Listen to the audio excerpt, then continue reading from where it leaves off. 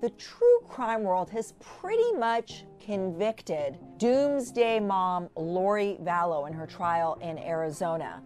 And let me just tell you, as a defense attorney, there is no such a thing as an open and shut case, okay? Do I think she's guilty like many of you do? Absolutely.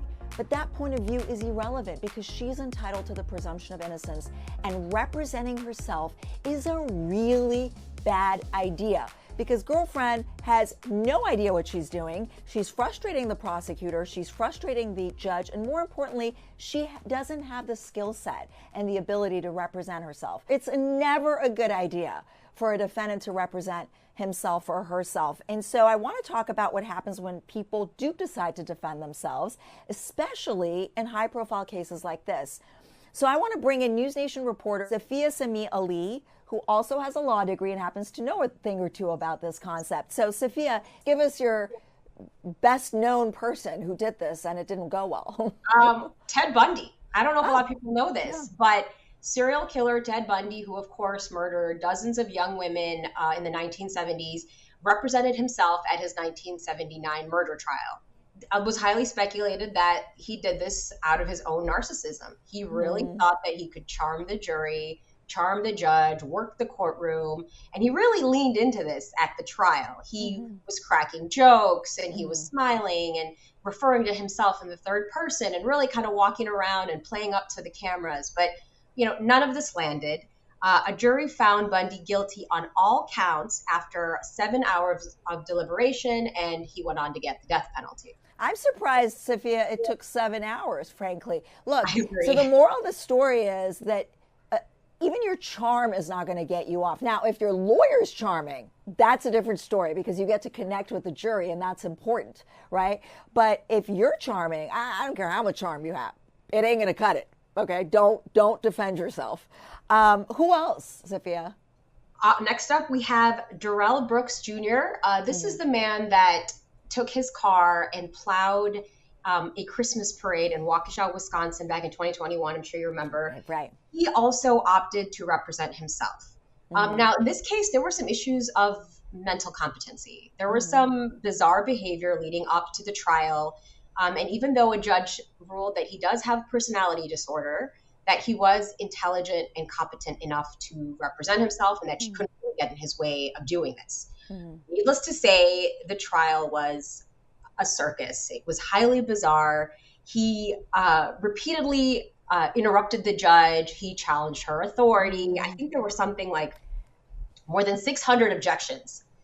I remember he was very confrontational. Like he would argue with the judge, and it was very, very tough for that judge to preside over the trial because of his outbursts. Exactly. And there was a point where he actually took his shirt off in the middle of the trial. Yeah, I remember and that. Walked around the courtroom. Yeah.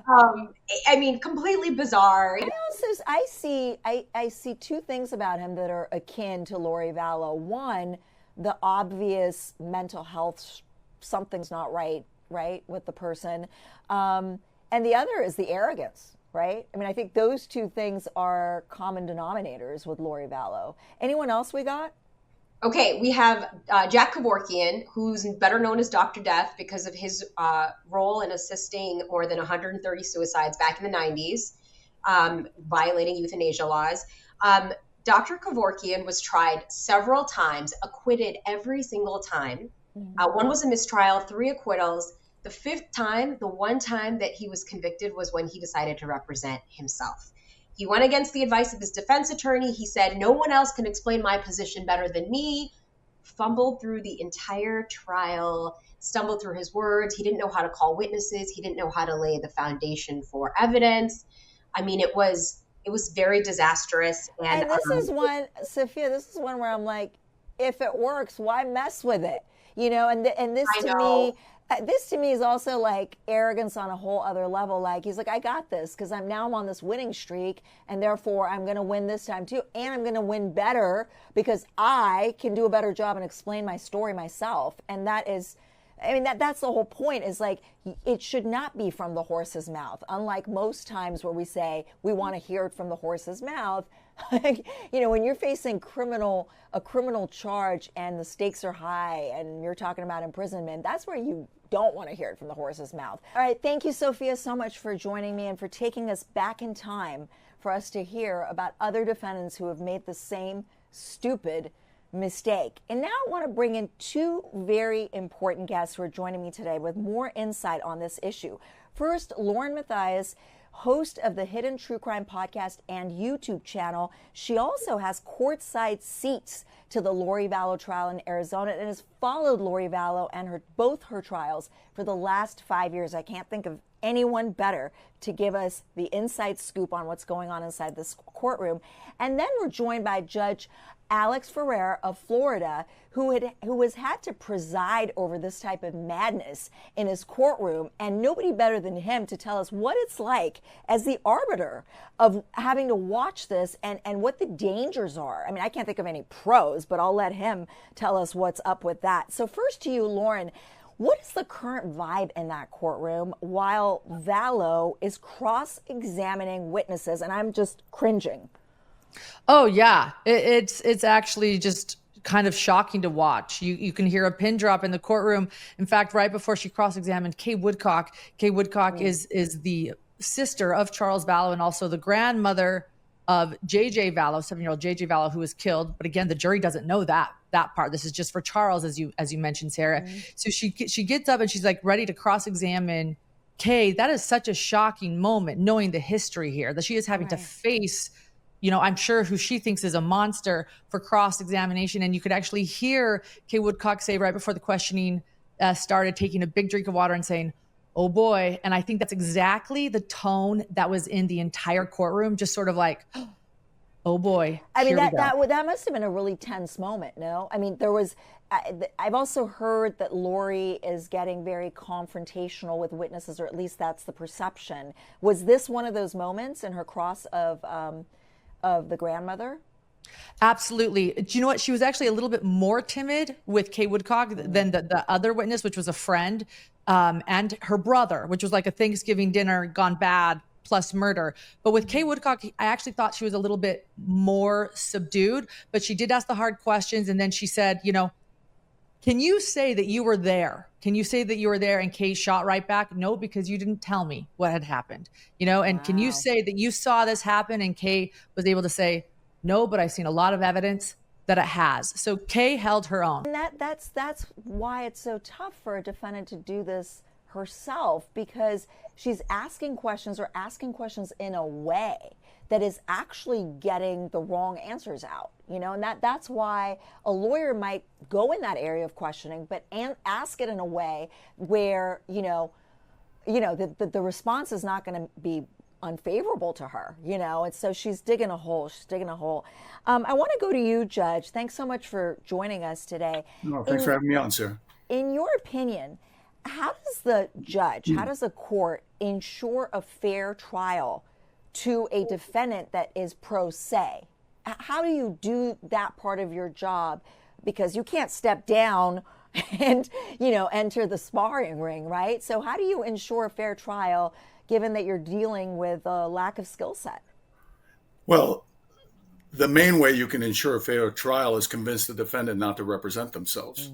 Anytime a defendant decides that they want to fire their court-appointed attorney and go represent themselves throughout the case, the court has to do certain inquiries.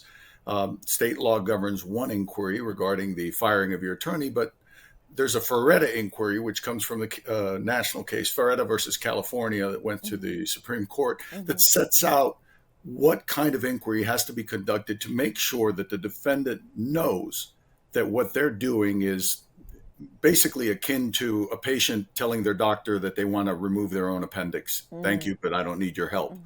Because that's what the defendant's doing. He's stepping into the ring against an experienced prosecutor who knows the rules of evidence. The defendant typically does not, knows the rules of court, the rules of criminal procedure, knows the proper objections to make, the consequences when objections are not made, knows how to cross-examine, how to present evidence. And that inquiry is basically to highlight to the defendant, you don't know this, you don't know that, you don't know this. I was a circuit court judge. My cases were murders, rapes, robbery, kidnapping. So usually a defendant doesn't try to roll the dice, but there are many who do. And I handled many of them. And I don't remember a single one that prevailed in trial. Yeah. I mean, I was talking to Safia about, I'm very curious, is there some sort of a case where a defendant has done this and won, and there really isn't, So well, I'm sure there is. If you look nationwide over time, I'm sure there is. But if the odds are 1 million to 1, do you really want to take those odds? Right. Now, one more question: what do we think? Okay, collectively and individually, is it a good idea for defendants to represent themselves? Does it ever work? I mean, I'll go first. Never, ever. Ever. Bad idea all around. I'll go to Judge Alex, and I want the rest of the panelists to chime in as well. Well, to put it this way, there's a saying that says a lawyer who represents himself has a fool for a client. And that's a lawyer who's experienced in representing other people. So you can imagine an individual who's not a lawyer representing themselves. It's absolutely the worst decision you could make in a criminal case. Yeah, and Lauren, to you. Good idea, bad idea, ever? I mean, I have to agree with both of you that this was a bad idea, but I will say, being in the courtroom, she is doing a lot better than I think we anticipated, knowing what she has done in the past. And she is absolutely arrogant. That's probably this common denominator of people that represent themselves. She's arrogant. She stated on an interview, she thinks she's smart, but she is sort of holding her own. I think the problem that we're seeing, and by the way, her jury is almost all men. There are only 2 women on this jury of 14 left now. And she, I think, is using, she's looking the part. She's looking lovely. She's in street clothes. Her hair is done. Her makeup's done. She's a beautiful woman. And she, I think, is sort of thinking that these men will possibly feel sorry for her. She was self-defending. She was defending herself from a husband who was abusive. But what she doesn't realize is what I think you guys already said, what you said, Sarah, is that there's a difference between someone defending you and being very assertive in your defense and you trying to defend yourself and then coming across as hostile. And I think that's going to be what digs her grave. I don't think there's any way, Lauren, for her to mitigate that. I think that's just inevitable that's going to be the impression that this jury gets. And to you, Safia, good idea, bad idea, why? I mean, 100% agree with all of you. It is not a wise decision. I have never seen it be a wise decision, especially in high-profile cases such as this case and the other ones that I've dug through. It's just impossible to be objective. There's way too many evidentiary rules, which I saw in all the cases that I researched. It's just, there's no way. It's hard for trained lawyers, like Judge said. For some trained lawyers, if you're not experienced, it's really hard. So I just don't know why anybody would put that into their own hands. Yeah, it just agree. doesn't make sense to me. Can I ask a quick question? Yeah, go ahead. Lauren, when you said that she's doing better than anybody anticipated, based on what you've seen so far, is she winning the case? I don't think that.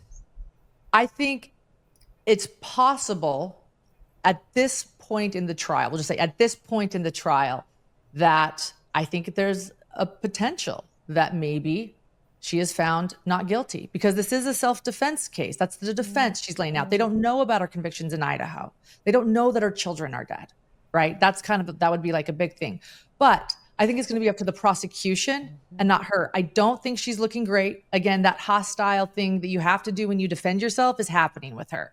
I mean, I saw jurors smirking. There was one juror just sort of like had a grin on his face, like, I can't believe this is happening, when she was sort of arguing with a witness about religious scriptural, arguments. So she's not doing herself any favors.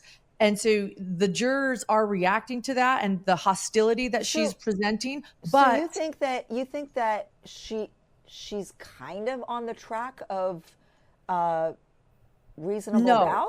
Or no, at this point in trial, possibly, but it's not because of her. What needs to happen is, I think, the prosecution needs to bring more evidence. I think her representing herself is not doing any favors, but it's going to be up to the prosecution at this point to say, here's the evidence. Do we know if she, I mean, given her arrogance, do we know if she's going to take the stand and testify in her own case?